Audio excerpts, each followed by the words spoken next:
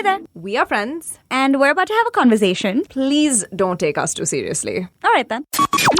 Life is crazy, and the least we can do is talk about it. Conversations with Friends. Only on The Podcaster.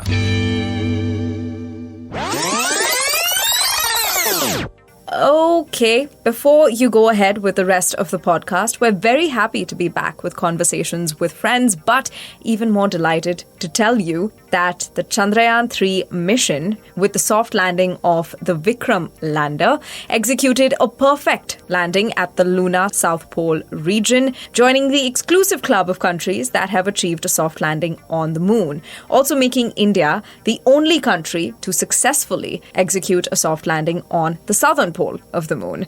So it's been a roaring success, and before you dive into the conversation about what it all means, some amazing facts about the Chandrayaan 3 mission, and of course some banter between Neerja and I, did want to take a minute to talk about the significance of the successful soft landing. Now, Pragyan, which is the rover launched by Vikram, the lander, is all set to explore the moon's surface, gathering invaluable data and images that are going to be transmitted back to Earth.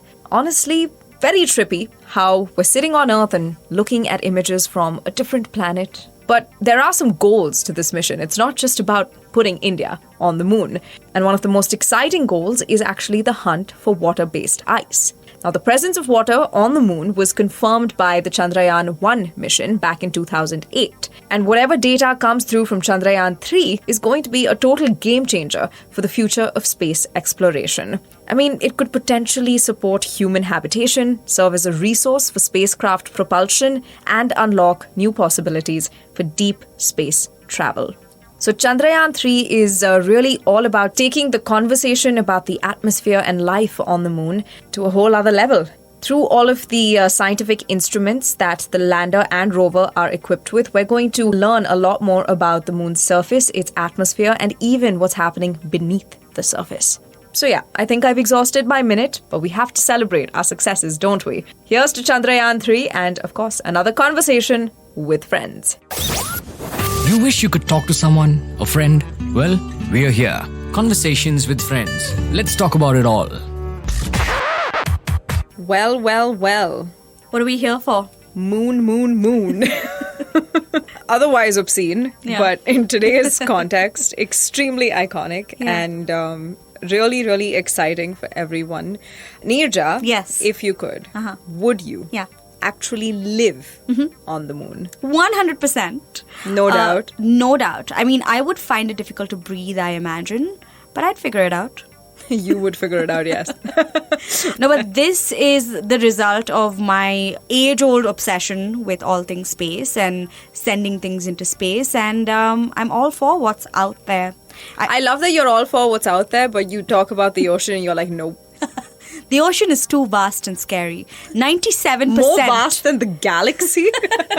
Well, I guess you can equate the two, but 97% of creatures in the ocean have not been discovered. That's and I guess true. you can say the same thing for space as well, but at least you know a little something, and now we can send things to places like the moon. Yep, that's what we're talking about today on Conversations with Friends. It's been a long time, but it took something this big for us to come back, and we just had to talk about it, which is Chandrayaan 3. Yay! No, it is a really big deal. It's very, very interesting. It's you were rattling off some facts and I just couldn't believe it. The Christopher Nolan one, you have to tell everyone that. Oh my gosh, so it actually cost more to make Interstellar than it did to send an actual thing to space, a lander to space. So, Mr. Nolan, you need to reevaluate things. seriously, $164 million to make Interstellar, but only $74 million to send Chandrayaan 3 to the moon. But Chandrayaan 3 is pretty much the only thing anyone in the country, India, which is where we're located. The talk of the universe. Yeah. I'm sure aliens are talking about it as well. No, it's really interesting. So we're basically we're attempting to do a soft landing. Yes. Today, the 23rd of August, and we'll see how this pans out, people. But on the 23rd of August, we're attempting to do a soft landing of this lander Yes. on the southern pole of the moon so that we can then collect data about, the soil, the rocks, Yeah. etc., etc. Because the southernmost part of the moon hasn't been explored as much as the other parts, I think. That's sad. And also, if it's successful, India would be the first country to actually land a lander on Which the is what southern a pole. lander is meant to do. Yeah, exactly. I mean, Chandrayaan 2 didn't, so... Burn. But that was I think it was a very heartbreaking time for everyone in the country, especially the ISRO scientists. I think we've all seen the videos of like when the news came of the lander crashing, Yeah. and everyone just bursting into tears because it was so many years of just hard work. It was sad. But $75 million and 23rd August, 4 years later, here we are.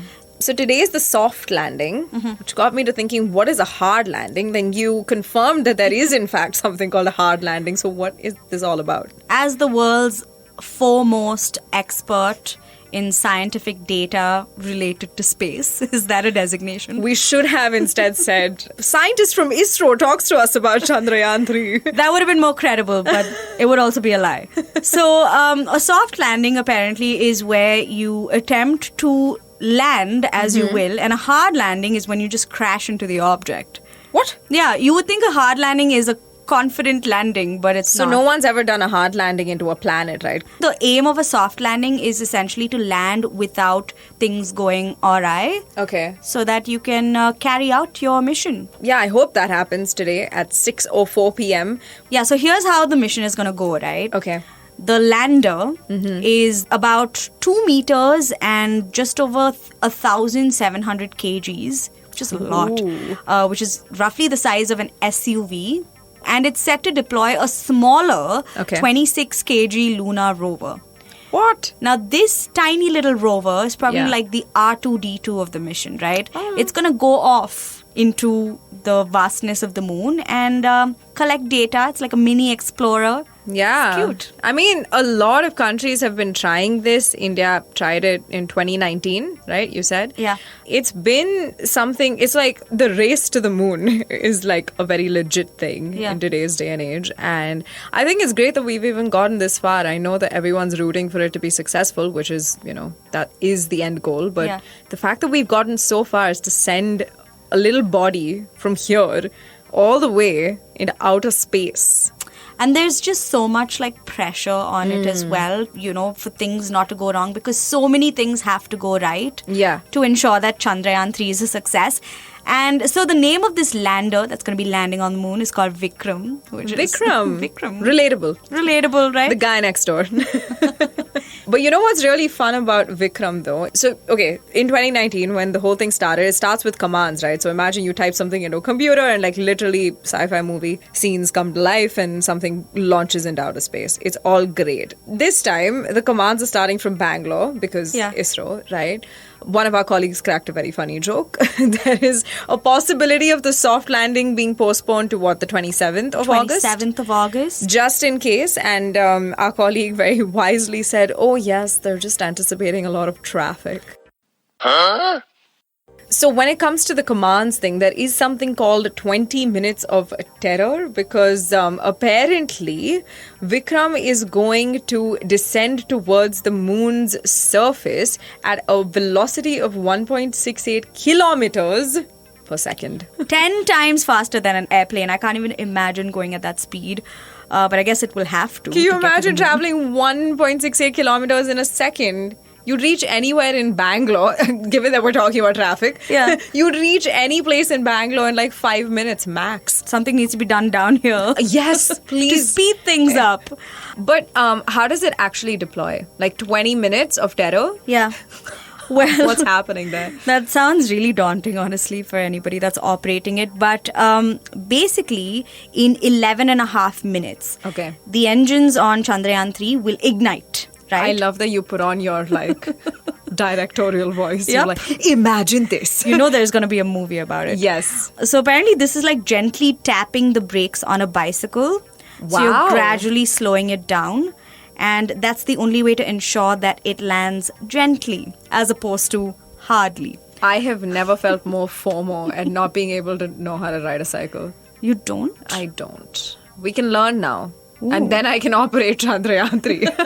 That's the qualification that we're Yes. looking for at the Universal Society for Scientists of Space, which is where I'm from. It's like a video game, Oh. right? I assume they have controllers. So you let gravity do its thing. Yeah. But at the same time, you're like also controlling it with braking. What's the scene on gravity on the moon, by the way? I mean, it doesn't exist. Doesn't, It yeah. doesn't exist. But on the way to the moon, it exists. Yeah. So they do have to factor that in. I think we've lost all scientific backing on this episode. What? Are you trying to tell me you're not the foremost scientific expert in the world? I am. But together, it's hard for us to... I have single-handedly brought down the IQ of this entire... This is space for dummies. Here's my thing, though. This huge thing, 1,700 kgs. And then like a 26 kilogram object is detaching itself, and then there's going to be a soft landing on this celestial object. What could go wrong? A lot could go wrong. Really? Yes. That's not what I wanted to hear. There's just so much that needs to go right that even if one thing goes wrong, the whole thing could go wrong. For Chandrayaan 3, the biggest challenge is dropping the speed when it's trying to land from 1.68 kilometers per second, which Right. which we were both mind blown about. Yeah. So dropping that speed, then changing direction and bringing it to 0 for that soft landing. All of that needs to happen in such a small amount of time. Yeah, windows are very, very tiny. Yeah. So it's a nail-biting scenario, and given how it went the last time in 2019, there's a lot at stake. But I'm sure there's been a bunch of things they've learned from that, and I have faith that it's going to work out. I'm really hoping we run into some aliens, to be honest. Did you know? I like how you're looking at me like, wait. I thought we were marveling at the... You suddenly, started like scrolling through your phone. So I'm like, what are you pulling out now? No, so I have some fun facts about the moon. Okay. Which I thought was rather interesting because sometimes you wonder why the moon, right? Why the moon? Why? Why don't we try the sun? Which we are, by the way. Did you know there's something planned for the sun? 100% that's not going to be a hard landing. Imagine crashing into the sun. The sun would just be like, bye. You think you can do a soft landing on the sun? I don't think you should land on the sun, period. But yeah, we'll have to be able to figure that out. Can you imagine the material that would have to be used to protect whatever object it is floating next to the sun? Yeah, that sounds insanely impossible. It literally does not seem likely, but anyway. Well, it is happening. Please, let's play Why the Moon. Okay, so the sun and the moon look about the same size, right? Mm-hmm. But the moon is 400 times smaller. So the reason why it looks the same size as the sun is because it is also 400 times closer. I feel the size of half a speck of dust when I hear about things like this. Yeah. But I love it though. I love feeling so small. We're but tiny little specks in the grand scheme of things. Oh, yes. Yeah. We're all aliens to somebody. Yes. So now that I've given you this fun fact Okay. to preface what's coming, I'm going to give you a bunch more, and I want to see if you can figure out if these are true or false. Okay. Okay, so did you know the moon was created when a rock the size of Mars slammed into Earth? It was a hard landing there. Hard landing there. And this happened shortly after the solar system began to form about 4.5 billion years ago. Do you believe the moon is that old and that it was created as a result of a collision? 4.5 billion years ago? I feel like it must be more, surely. So you think I'm lying about the time duration, this happened? Yeah. That it was formed as a result of a collision. That I can believe. But it's not an asteroid. Okay, yeah, fine. It's a chunk of floating matter in space. So, what is it? It's true. It's true? Yes. 4.5 billion years ago? I wasn't lying. I like how the only thing you thought I lied about was the time it happened. 4.5 billion years ago seems believable. And it hit Earth. It hit Earth. A rock the size of Mars crashed into Earth, and the moon was formed as a result of that collision. Love that. And Yeah. I think that's such a testament to the moon's spirit that it's the only thing that survived that crash. Yeah. And it like became this pretty little thing. And it's almost like a part of the Earth, Yeah. just somewhere else. That's sad, actually. Okay. It was separated at birth. To add to that, did you know that the moon is actually getting closer and closer to the Earth? Maybe it feels some kind of void, wants to reunite. It's moving by 3.78 centimeters every year. I'm defo gonna be dead by the time it's like even halfway close to the Earth. So I'm just gonna. So what was the question? True or false? Is it true or false? Not about your existential crisis and whether or not you're going to survive. What was the question? Is that true or false? Is it getting closer to the Earth? By 3.78 centimeters? Every year. And that's roughly the same rate at which your fingernails grow. What? That changes everything, doesn't it? It really does. I'm gonna say that's false. It is false. Yes. It's actually moving further away. Oh. It's leaving us. It's like separated at birth. Don't want to be near you. That's strange though. Why is that happening? Is that just because of like orbital force or whatever? This is something I'll have to consult the other scientists about. Got it. It's not your area of expertise. It's not my area of expertise. Got you. But yeah, these are just some fun facts about the moon. That's what it is. The moon is just this huge thing. I know that we're used to seeing it like just looking up at the sky and looking at this cute ball of light. Through binoculars. Through binoculars. Nisha was obsessed, is obsessed with space, but like would Yeah. look at planets through binoculars, which I found out today that you can do that. You can do that with really powerful ones. Of course, it's nothing like having a telescope. That's what I would prefer. But But my dad didn't get me a telescope. yeah, Daddy wasn't on board with that. But I just think that we're so used to seeing the moon as this like little staple every night, just in the sky, like different shapes, but always lit up, that I think it's incredible that we're now venturing out and trying to do the damn thing and just find out about life outside of us, because it truly is such a vast space that Yeah. we don't know anything about. This mission is nerve-wracking though, because I feel like those 20 minutes of terror or 15 minutes of terror, it's all gonna come down to that. And there's so much like effort and money that's gone into making sure that those 15 minutes go okay. So I think that's why there's so much contention about when they want to go ahead and do the soft landing, because it could be today, the 23rd of August. It could also be the 27th. But you know what's of really August. strange is that the 24th of August Yeah. is apparently the darkest night. Is that the opposite of a full moon? Where the moon Yeah. Where it's basically Whoa. like it's the darkest night of the year. That's going to be exciting. That is going to be exciting. Also, strange. That's like symbolic in some weird way. I'm not drawing the connection though. You guys can do the interpretation. What do you mean by you guys? The scientists? Oh, yes. But I guess we're going to have to do a part 2 to this episode and come back on how the whole thing goes. Yeah, I mean, whether it succeeds or whether it fails, that either way, it's something to talk about. So, is. but to be honest, we are definitely rooting For little Vikram. for little Vikram. Oh my gosh. For little Vikram and for every scientist that really put in so much of their heart into this entire thing. It's already an incredible achievement that we've reached this far. So here's to Chandrayaan 3, and we will know by 6:04 p.m. on the 23rd of August. Here's to the moon and back. This has been a Conversations with Friends on the Podcaster. Powered by Timber Media.